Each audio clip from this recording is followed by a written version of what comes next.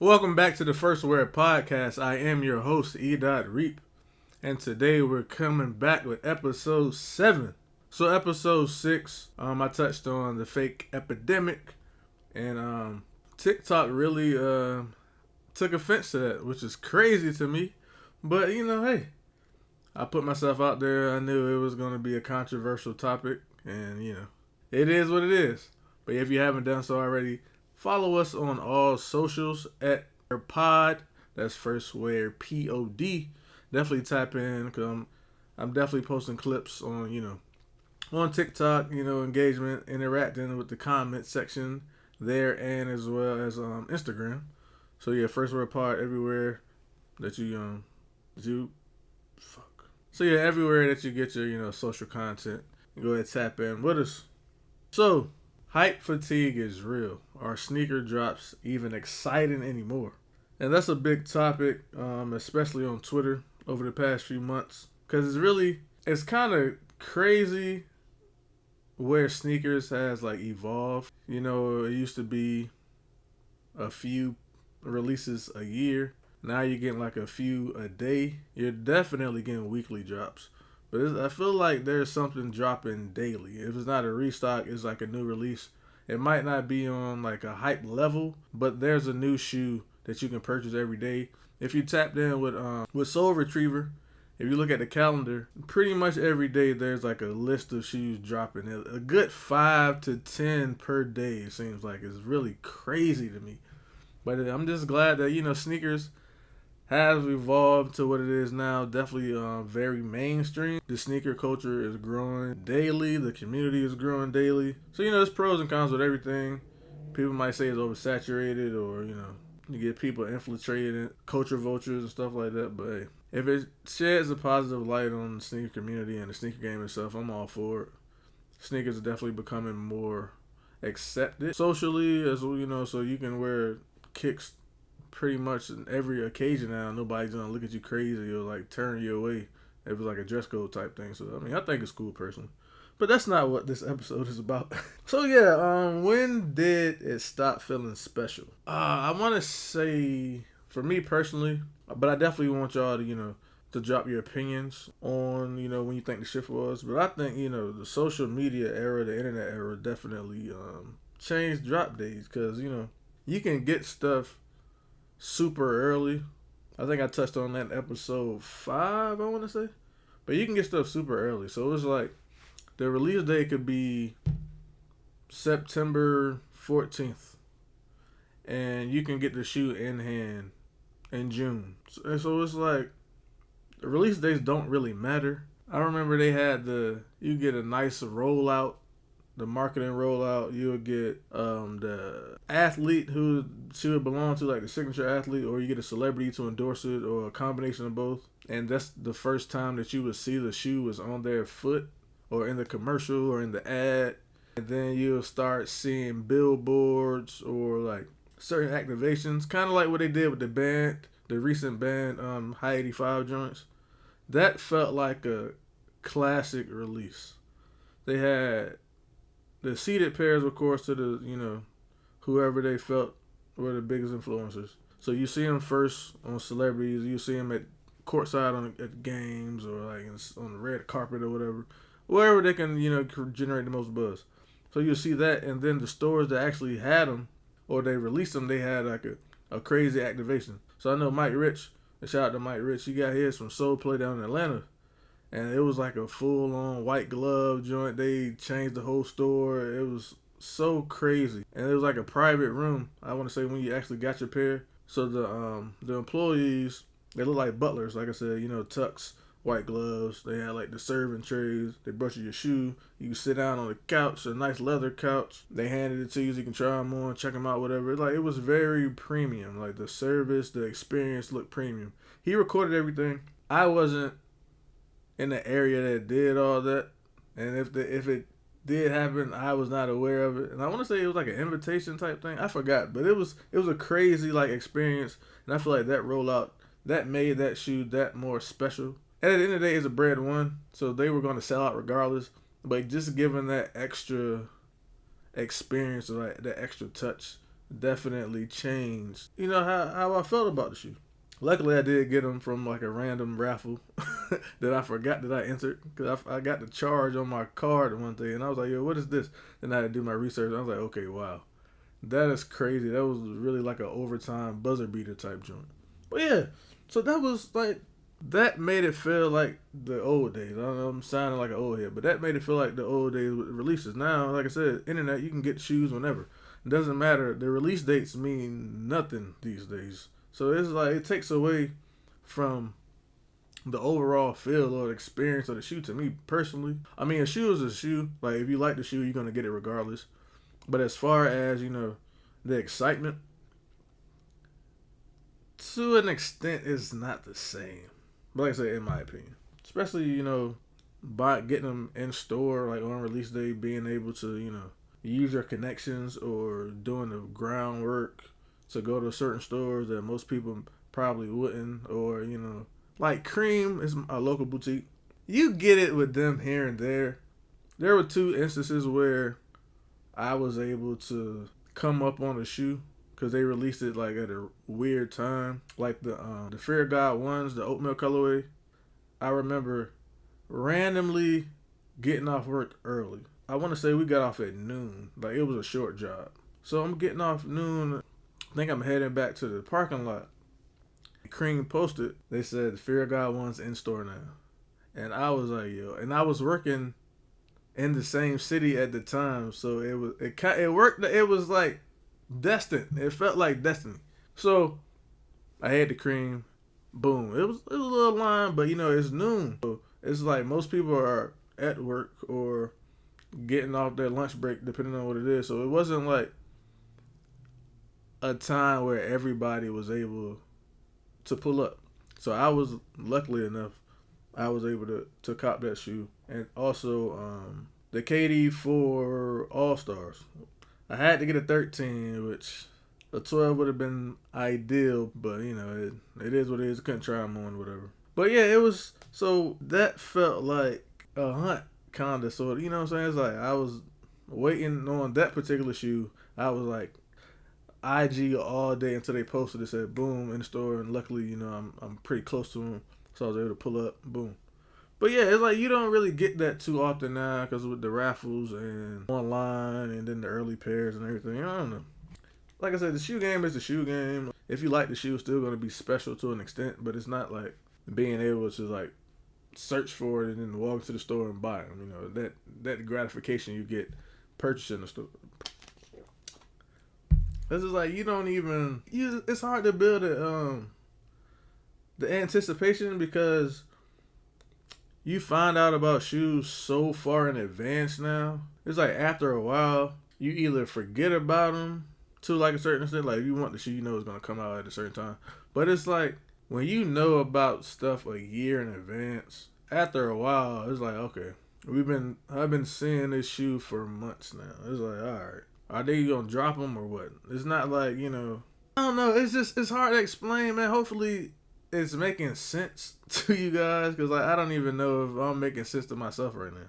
But it's like if something is coming out 12 months from now, this time next year, and you do want the shoe, right? Or there's part of you that like it might not be like a must cop, but it's like, oh dang, okay, they're dropping. I haven't seen them in 20 years. I'm interested in those. By January, you're not even thinking about them joints. February, for sure, you're like, all right, what's dropping right now? And then you'll get that reminder. You're like, oh, dang, I forgot about those. But now I was like, I don't know if I want them as much as I did initially. And I feel like that hurts the brand, to a certain extent. I feel like a good 3 to 6 months is like plenty of time to build the hype and, showcase a shoe that's about to drop. Because knowing what's coming out next Christmas is crazy to me. Like, I know we live in the society of the social media era where everybody wants to be first. So that's why early pairs are going crazy. You have accounts posting information as soon as they get it, not even doing their research to see if it's true or not. They just want to be the first people to drop the news. Kind of like, like TMZ. TMZ is changing the game. It's crossed over the shoes now. Every person wants to be the first one to either show the shoes, drop the information, make the mock up. And I hate mock up culture. Like I really despise it. Because you're building hype on a colorway or an image of a shoe that is not even official. It probably not even in production yet. You're just going off the color description. And it's like, okay, you post a junk like, hey, these are rumored to drop. This is the colorway or the color description. This is what they could look like. So you got a shoe that, you hyping it up for months. And as soon as the official images drop, it's a totally different shoe. Now, that can work one of two ways. I've seen it firsthand. The mock-up could be better than the actual shoe that released. So now that hype that was like surrounding that shoe, you lost it. Because the mock-up, like, it ruined it for the, for the actual rollout. Or it does the opposite, where the actual shoe is 10 times better than that initial mock-up that a random paid. Or, Z Sneakerhead, they're the king, or he's the king of the mock-up game. I think he's done a better job with, kind of putting that disclaimer out there, like, hey, they may or may not look like this. This is what I think personally. And he's starting to get a little better. Sometimes it's been way off. Like the Mocha ones were way off, but yeah, it's just like that culture right there, man. It's like, it's never gonna. I don't think it's gonna change, because you're getting engagement, you're getting the traction that you want, and we're feeding right into it. So getting paid for posting, that's gonna happen. Like, people are gonna do what they have to do to boost that engagement, and I understand you gotta do what you gotta do to get your bread. But it's like it's watering down the releases. To me personally, like I said, it's just so much information at once. It's rare that you get like real shock drops. Like you'll get a shock drop and you know about it at least 2 days before. Like a shock drop used to be at a random day at a random time. Somebody's gonna post a link like, "Oh, these are live right now." People are prepared for a shock drop, so it's no longer a shock drop. It's just like an early release type thing now. You know what I'm saying? And that's how I feel with these releases as well. You don't really get to walk in the store and see something on the shelf frequently. There are times where you can, walk into certain stores and you'll see something like, "Oh, dang, I didn't know these dropped." I think the last shoe that surprised me to actually see it in the store were the New Love ones, because I don't believe that they had a release day at first, and then I seen them in the shipment, or I seen them on the counter or whatever. I was like, "Oh, dang, these are coming back out?" Like, I didn't even know.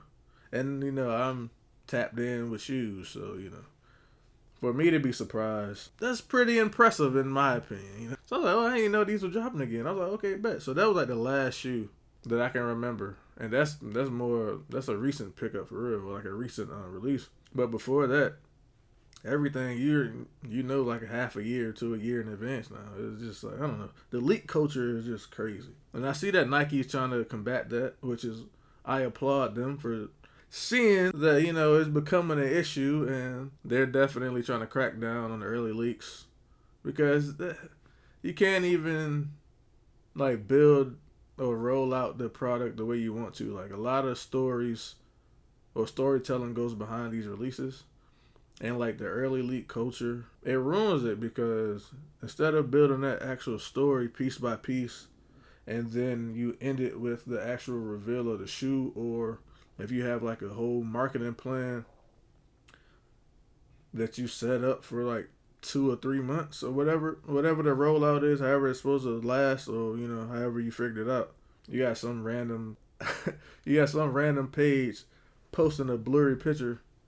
And, now they just took all the buzz away. So, I don't know, man. Maybe I'm the only one that doesn't care for the, leak culture, early culture. Just take me back to put the shoe out on the shelf, man. Walk in the store, boom, new release. I mean, the raffle, I get it, safety, blah, blah, blah. All right, cool. For the actual release of the shoe, you stick to the raffle or whatever you got to do. But, like, the introduction of the shoe, I want to see it on the court. I want to see it from the brand officially unveiling what's dropping. I don't want to keep seeing it online a year in advance. That's just me. Let me know what y'all think about it. Like I said, it just waters down the releases, and then it is so many shoes dropping. It's kind of like, on to the next one, man. Even if usually, well, I mean not usually, but a few years back, it would be a certain release that you've been waiting for, like probably for the whole month, and it's dropping at the end of the month, and that's like the release of that month. Like, is that one main release, and if you don't get that release, you might have a consolation prize in mind. But if not, it's like you're going to keep trying to get that shoe till something else drops. Now, so many shoes are releasing, and it's like, okay, if I don't get this, something else is dropping tomorrow, or something else is dropping next week, or there's going to be a restock down the line. So it's kind of like, I don't know, man. The feeling is different. I know for me personally, like I said, I'm just speaking on my personal opinion, my experience with sneakers. Certain shoes still give me that feeling if I can cop them, but like for the most part, it's just another shoe in the collection, man. Unless it means something to me, like a emotional attachment or something like that, like a grail. It's like, all right, cool.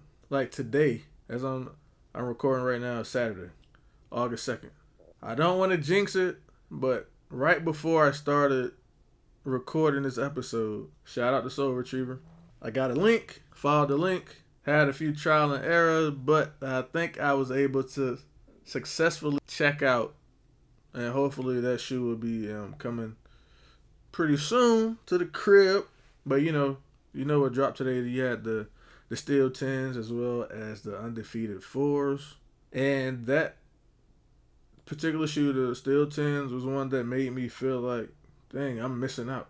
Like usually, the past few Jordan releases, like the past year or two, maybe 3 years, it's like a handful of Jordans that I could say like, dang, I missed out on. And that was one of them. I tried to cop this morning, unsuccessful, of course. Then I felt like, dang, I missed out. Like I really wanted this shoe. And I guess it just, like I said, it depends, man. So many shoes coming out, and it's hard. It was like few and far in between now to get that feeling or recreate that feeling for me, like I said. So this was one of those shoes that, brought that feeling back for me. And I feel like the way the sneaker game is now, you don't get that like you used to. It's just, I don't know, it's just too much dropping in a short window, man. Just spread them out again, you know what I'm saying? Like the Retro 11s, they used to be a special release. They were coming out Christmas.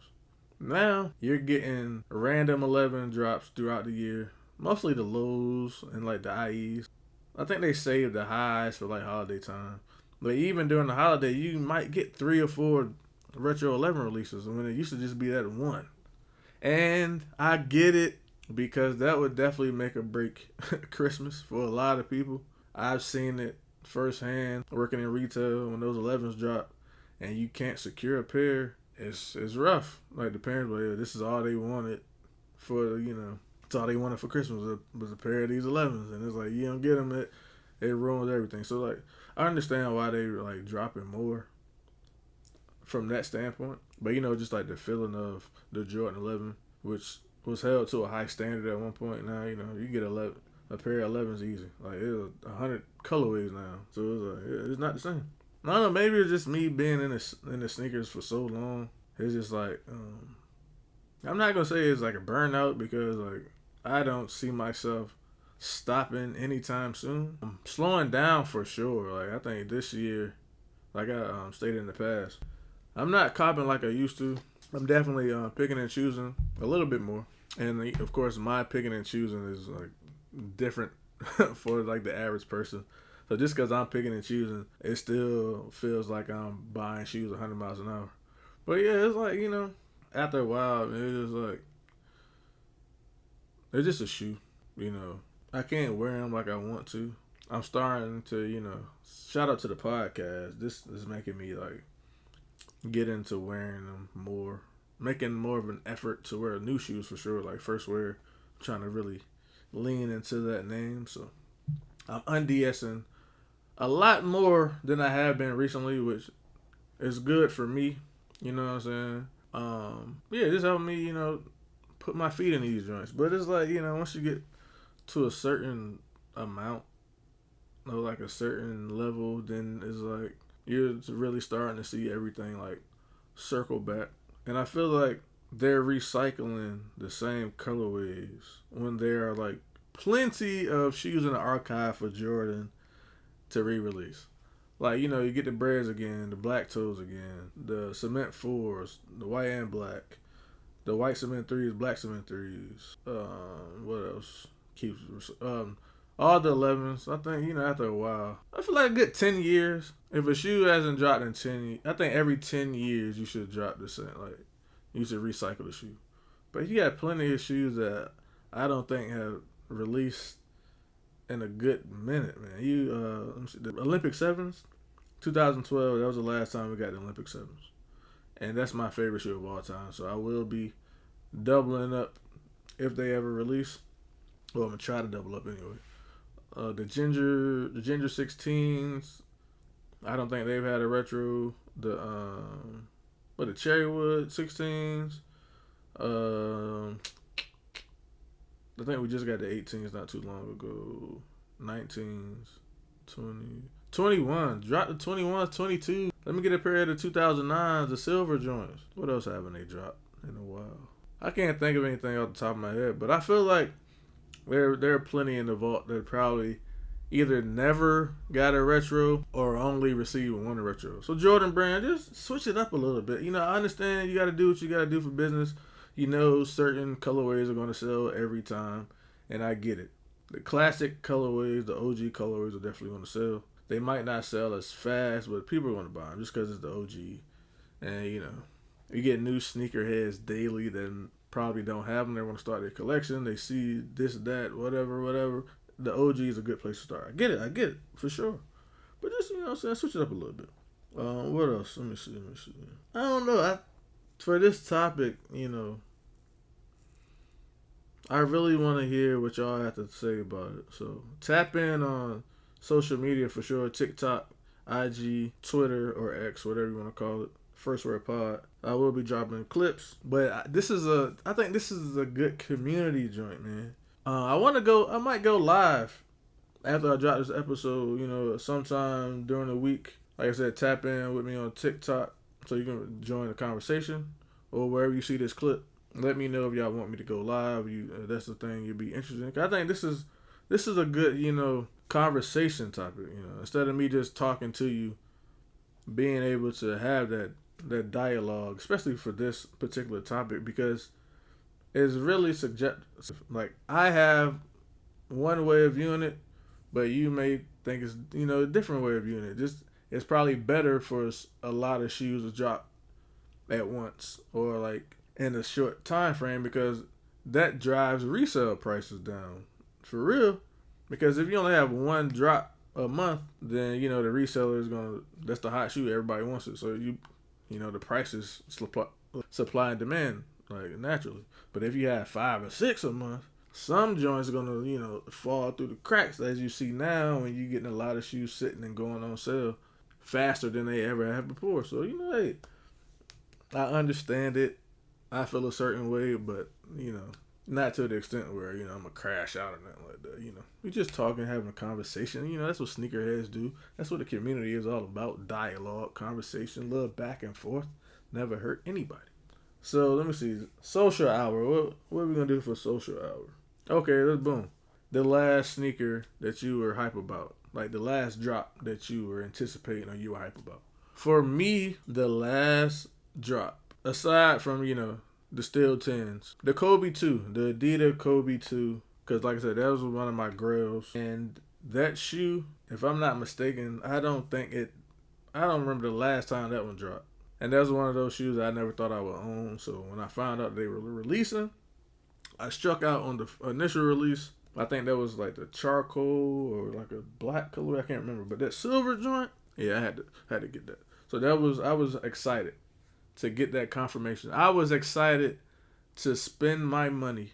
I proudly gave that bread up real smooth, and yeah, I was hyped for that one. So yeah, let me know what hype the last drop that y'all were hype about. I can't even talk. So yeah, that's gonna do it for this one, episode 7, man. Appreciate y'all for showing love. Honestly, I never imagined making it to episode 7. Getting, I think we were at like 63 downloads, 64, something like that. Like I still like, I can't believe that 64 people actually are listening to me talk. Now the clips on social media are definitely gaining more traction than the actual episodes on the streaming platforms, but it's all good, man. Slow motion is better than no motion. But like I said, I appreciate y'all, man. This is like one of those things where, I'm trying something different. I'm actually having fun. I kind of wanted to pivot from the YouTube like reviews and unboxings because, the attention span on YouTube is, very short. So I try to keep those videos, I try to cut them, keep them under a certain time. And I feel like with this podcast, I can be long-winded on certain topics that I feel passionate about, or, that needs more clarification, or that deserves a longer discussion, or whatever the case may be. So I'm using this platform to, for those type of videos or those types of topics and everything. So like I said, I'm having fun with it. It's my outlet. Something different. And keep the creativity flowing. And I can really get my shit off if I need to. For lack of a better term. But yeah, man. Buy what you like. Wear what you love. This is the First Word Podcast. And I don't know who needs to hear this. But yesterday, you said tomorrow. The time is now.